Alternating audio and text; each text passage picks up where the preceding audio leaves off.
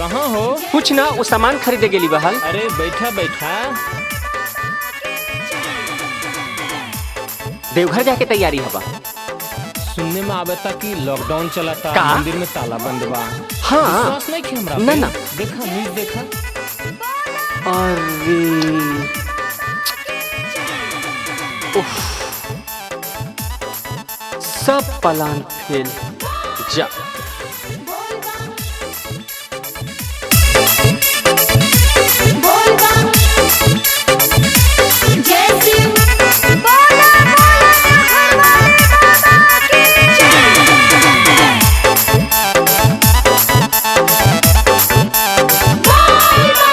देवघर जाएला फिर ना मिल तो बाबा के भावनवा में। काहे ए देवर जी काहे ना मिलते?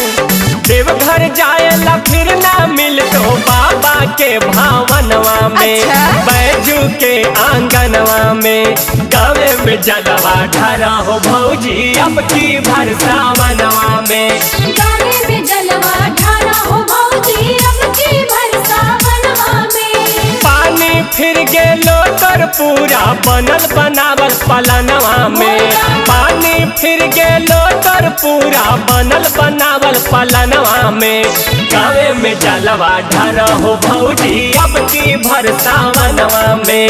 गाने में जलवा ढारा हो भौजी अब की भर सावनवा में। Music by Tinku Tufan. हर हर बम बम।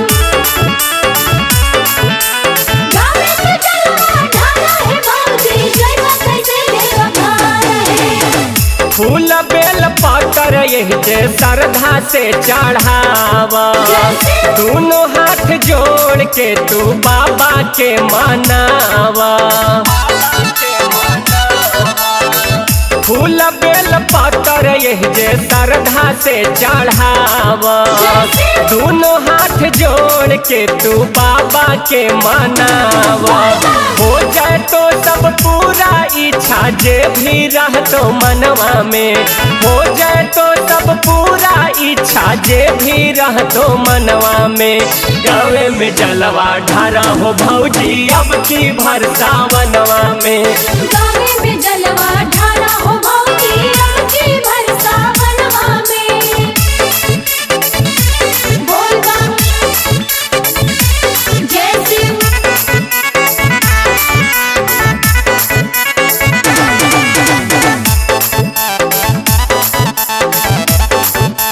बोल बम। साल साल जाहल हूँ तू करके तैयारी। जब से आलो है कोरोना महामारी। साल साल जाहल हूँ तू करके तैयारी।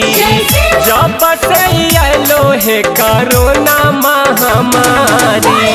गेटवे पर है ताला मारल सब तीरथ स्थानवा में। गेटवे पर है ताला मारल सब तीरथ स्थानवा में।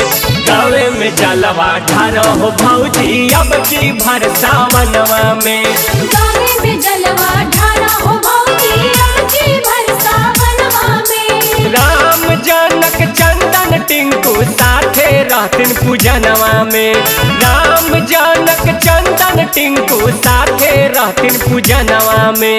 गावे में जलवा ढारा हो भौजी अब की भर सावनवा में।